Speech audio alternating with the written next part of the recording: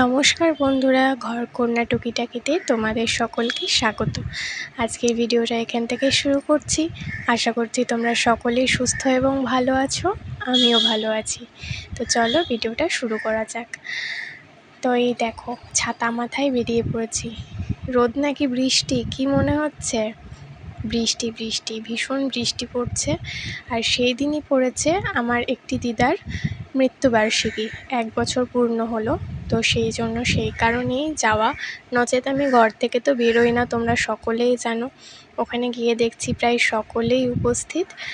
তো তারপরেই প্রার্থনা শুরু করা হবে। তো তার আগে আমরা সব বোনেরা মিলে একটু খুনসুটি করছিলাম। আর এই দুটো মিলে খুব মারামারি করছিল, কারণ হচ্ছে কে আগে ক্যামেরার সামনে আসবে। তো যাই হোক, এক এক করে দুজনকেই বললাম আয়। তো এলো, আর ওদিকে সিস্টাররাও বসে আছে, সকলেই আছে, অনেক দিদা এসেছে, মাসি এসেছে। তো এখানে এসে দেখছি বেশিরভাগই সব ইয়েলো কালারের ড্রেস পরেছে। আমি একা আজকে অড হয়ে গেছি মনে হচ্ছে, একদম রেড পরে পুরো লালপুরির সাথে চলে গেছি। জাস্ট মজা করলাম। তো যাই হোক, প্রেয়ার শেষ হয়ে গেছিলো। তারপরে আমাদেরকে একটু কোল্ড ড্রিঙ্কস দিয়েছিল। তো কোল্ড ড্রিঙ্কসটা খাওয়ার পরে আবার চলে এসেছে সঙ্গে সঙ্গে নিয়ে প্যাকেট। তো এই প্যাকেটে কী আছে বাড়ি গিয়ে তোমাদের দেখাবো। তো এই দেখো, মামি সবাইকে প্যাকেটটা দিয়ে দিচ্ছিল। তারপরে আমরা বোনরা মিলে একটু পিএনপিসি করছিলাম। আমাদের মেয়েদের তো একটু পিএনপিসি না হলে পেটের ভাত হজম হয় না, মনে হয় যেন সেই অন্নপ্রাশনের ভাতটা পেটে লাগছে, মনে হয় উল্টিয়ে চলে আসবে, এইরকম ব্যাপার। তো যাই হোক, আমরা ওদিকে বোনেরা পিএনপিসি করছিলাম, এদিকে সবাই ঘরের ভিতরে ছিল, আড্ডায় দিচ্ছিল। আর ওদিকে সিস্টারদের খেতে বসিয়ে দেওয়া হয়েছিল। তারপরে এই যে এই ঘরে এসেছি, দিদার ঘরে।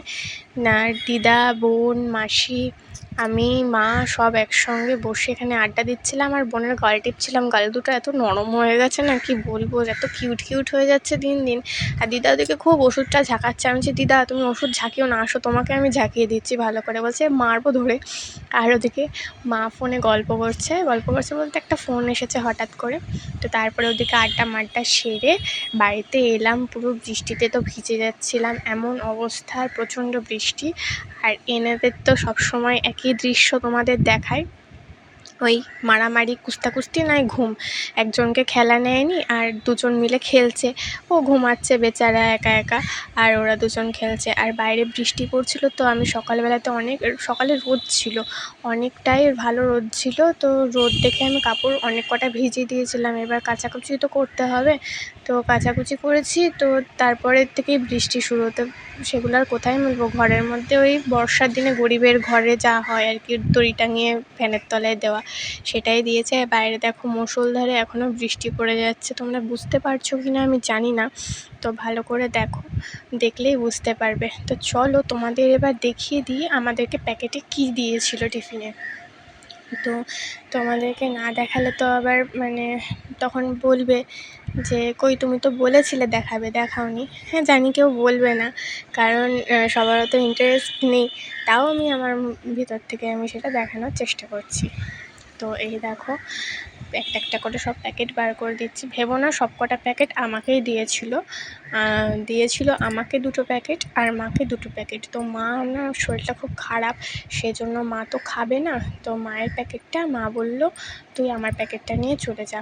আমার বরের প্যাকেট, মার আর জেঠুর প্যাকেট, টোটাল 4টে প্যাকেট আমাকে দিয়ে দিল। বললো আমি খাবো না, আমার শরীরটা ভালো না, বাড়ি গিয়ে এমনি মুড়ি বা রুটি কিছু একটা খেয়ে নেবো, শুকনো খাবার, আমি খাবো না, তুই নিয়ে যা। তো ভালো কথা। তো আমার তো ওখানে শুনেই এত আনন্দ হচ্ছিল যে বিরিয়ানি করেছে। তো এই দেখো 4 প্যাকেট বিরিয়ানি। আমার তো সবথেকে বেশি বিরিয়ানি খাওয়ার যতটা আনন্দ, তার থেকেও বেশি আনন্দ হচ্ছিল বাড়িতে এসে রুটিটা করতে হবে না। তো বাড়িতে এসে স্যার তো দেখলেন যে রুটি করতে হবে না, বিরিয়ানি চলেই এসেছে বাড়িতে। তো বললো চলো একটু বৃষ্টিটা কমেছে, কটা একটু মাছ দেখে আসি, যদি কিছু কালেকশন নতুন এসে থাকে। তো আমি বললাম এত বৃষ্টির মধ্যে আমি এক্ষুনি এসে ড্রেসটা চেঞ্জ করলাম, তুমি আমাকে আগে বলতে পারতে। বললো চলো চলো চলো। তো আবার ড্রেস চেঞ্জ করলাম, ড্রেস চেঞ্জ করে তারপরে আবার বেরোলাম। তো এখানেও মাছ পছন্দ করছিলো, আমিও দেখছিলাম। তো আমি বললাম দেখা হয়ে গেছে চলো। বললো না দাঁড়াও, শুধু দেখলে হবে, নিতে হবে না। তো পছন্দ করলো কিছু মাছ। তো তারপরে মাছগুলো দেখছিল। এই মাছগুলো আমাদের বাড়িতে অনেক আছে, তোমাদের দেখিয়েছি। আর পরে আবার দেখাবো। অনেক নতুন নতুন মাছ নেওয়া হয়েছে, যেগুলো তোমাদের সাথে আগে তোলা হয়নি, ভিডিও করা হয়নি, তো সেগুলোও দেখাবো। তো দেখো, মাছ পছন্দ করে দাদাভাইকে বলছে যে তুমি এই মাছগুলো দাও। তো দাদাভাই প্যাকেট নিয়ে, জল নিয়ে একদম রেডি হয়ে গেছে। আর কী কী মাছ নিচ্ছে তোমরা এখানেই দেখতে পাবে। আর ও তো মানে গোল্ডেন ফিশ তোর ভীষণ পছন্দের মাছ। ও আনবেই আনবে, মানে দোকানে গেলে এক জোড়া হলেও আনবেই। যদি মানে সেরকম মানে সম্ভব না হয় একসঙ্গে 10-12টা বা জোড়া ছাড়া তো এইসব মাছ ভালো লাগে না, না? তো ও গেলে এক জোড়া অন্তত আনবেই এই দোকানে গেলে। তো আমি বুঝতেই পেরেছিলাম। তো যাই হোক, আমাকে বলে মাঝে মধ্যে পছন্দ করে দিতে, আমিও পছন্দ করে দিই। আমি এসব ব্যাপারে অতটা এক্সপার্ট না, তাও যেটুকু পারি বলে দিই, ওকে হেল্প করি। তো যাই হোক, মাছ টাছ কেনা হলো। তারপরে মাছ কিনতে কিনতে আমি একটু বাইরের দিকে তাকানোর চেষ্টা করছিলাম যে বাইরে এবার বৃষ্টি হচ্ছে নাকি। তো দেখছি না, বাইরে বৃষ্টি হচ্ছে না। ওকে আমি তাড়াও দিচ্ছিলাম ভীষণভাবে যে চলো বাড়ি চলো, যদি আবার বৃষ্টি আসে ভিজে যাব, তখন আর এক কেলেঙ্কারি হবে। ঠান্ডা মান্ডা এমনিতেই আমার লাগা ছাড়ে না, আরও ঠান্ডা লেগে থাকবে। তো যাই হোক, ও বললো ঠিক আছে চলো। তাও সেই মানে যতবার আমি বলছি বাড়ি চলো, ও ততবার বলছে হ্যাঁ যাচ্ছি। মাছের দোকান থেকে যেন বেরোতেই ইচ্ছে করছে না ওর।